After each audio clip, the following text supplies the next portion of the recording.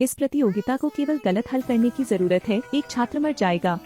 मरने का तरीका भी बड़ा अजीब होता है। किसी को शौचालय में भर दिया गया था, कोई वॉशिंग मशीन में फंस गया, कोई एक्वेरियम में डूब गया। यह एक जानलेवा खेल की तरह है। इस पुरुष छात्र को अचानक पता चला कि परीक्षा के पेपर पर एक राक्षस का चेहरा दिखाई दे रहा है। शिक्षक ने परीक्षा का पेपर उठाया और उसे देखा। क्या यह परीक्षा इतनी डरावनी है? इतने में टीवी की स्क्रीन चमक उठी। यह एक एक्वेरियम में बंद स्कूली छात्रा की तस्वीर है। यह सो इमाई था जो कक्षा में सबसे अच्छा छात्र था। फिश टैंक में तुमी शीशे पर जमकर ठुमकी लगा रहा है। फिर एक्वेरियम को पानी से पंप किया जाने लगा। ऐसे समय में जब हर कोई संदेह में था, आवाज आ रही है क्योंकि मी अक्सर शिवालय वीडियो देखता है और उसे पसंद नहीं करता। यदि छात्र प्रश्न का सही उत्तर नहीं देते हैं तो एमआई डूब जाएगा। इस दौरान किसी को भी भवन से बाहर निकलने की अनुमति नहीं है।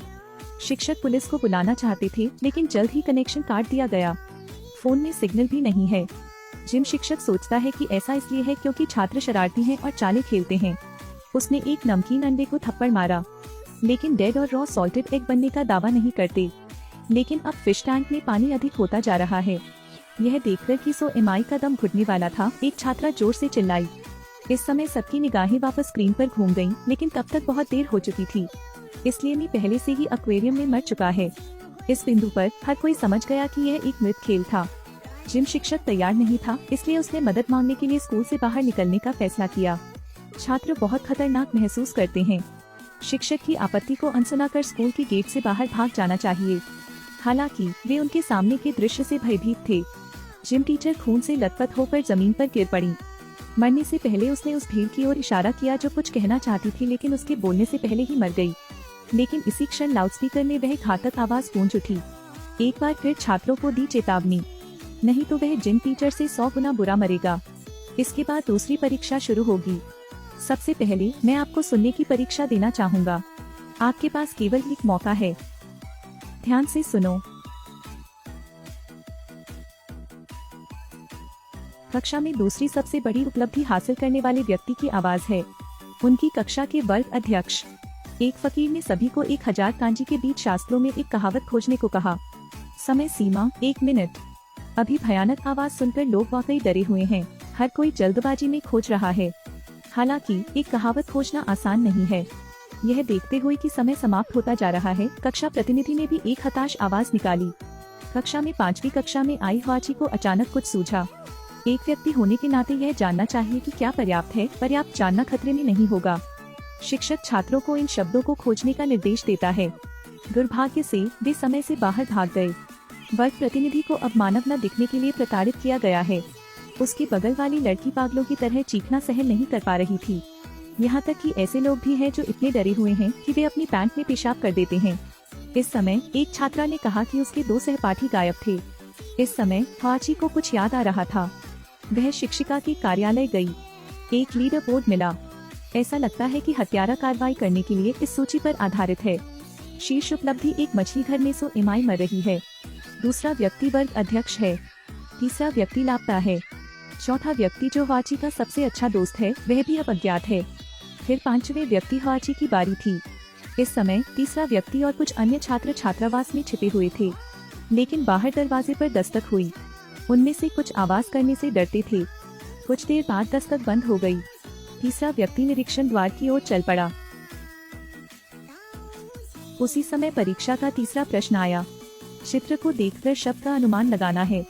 कुछ लोग इसके बारे में सोचने के लिए अपने दिमाग को मरोड़ते हैं, यह पता नहीं लगा सकते। परिणाम समय समाप्त। तीसरा व्यक्ति पहले ही जा चुका है। कक्षा में कई लोगों ने भी सही उत्तर पाया। कविता है, एक गर्म कक्षा में बसंत का दिन। यह वाक्य सुनिए। जी वोन ही थे जो क्लास में फर्स्ट आते थे।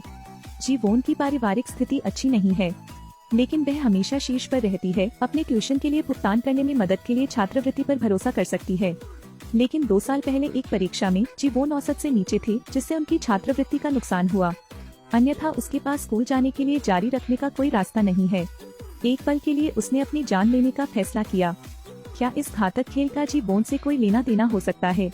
बहुत जल्द चौथी परीक्षा आ गई। सभी को उस टेक्स्ट को लाइन अप करना होगा जिसे उल्टा कर दिया गया है।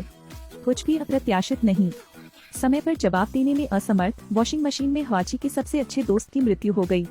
और गुरु को भी फकीर मिल गया। शिक्षिका दौड़कर अंदर गई और पता चला कि यह जीवोन की माँ थी। उसने अपनी बेटी की मौत के लिए अपनी कक्षा के टॉप छात्रों को जिम्मेदार ठहराया। इसलिए हम उन्हें मारने के लिए उपलब्धियों पर भरोसा करते हैं। कुछ दिनों बाद स्कूल ने मृत छात्रों के लिए एक स्मारक सेवा आयोजित की, लेकिन इसी वक्त किसी ने जोर से गैस का पाइप काट दिया। एक बार फिर स्पीकर की आवाज गूंजी, वह जी वोन के पिता हैं। यह पता चला कि जी वोन वास्तव में उस समय मारे गए थे। 2 साल पहले शिक्षकों को परीक्षा के प्रश्न प्रकट करने के लिए पैसे मिले थे, जिससे जी वोन की मौत हो गई। जी वोन को गलती से उस लेन देन के बारे में पता चल गया। कुछ छात्रवृत्ति के बाद वह यह समझाने के लिए एक शिक्षक की तलाश में गई कि शिक्षक द्वारा उसे क्रूरता से क्यों मारा गया। इसके साथ ही एक आत्मघाती दृश्य के रूप में प्रच्छन्न। इस समय शिक्षक ने अपना असली चेहरा दिखाया, कुल्हाड़ी ली और समूह पर वार किया। अगर तुम सच्चाई जानते हो, अगर तुम मरना चाहते हो, तो तुम्हें एक साथ मरना होगा। इसी दौरान सुरक्षा गार्ड आ गया और उसने शिक्षक की चाकू से गोदकर हत्या कर दी। पता चला कि वह जी वोन के पिता हैं। बेटी की मौत का सच जानने के लिए वह स्कूल में छिप गया। आखिरकार हत्यारे का पता चला जिसने उनकी बेटी की हत्या की थी। वर्ग के चारों नेता चले गए हैं। 5वां व्यक्ति वाची कूदकर पहले स्थान पर आ गया। लेकिन क्या यह वाकई खत्म हो गया है? निर्देशक ने दर्शकों को एक जिज्ञासा के साथ छोड़ दिया। क्या आप अंदाजा लगा सकते हैं कि क्या जी वोन के माता पिता ने उसके जवाब खरीद लिए?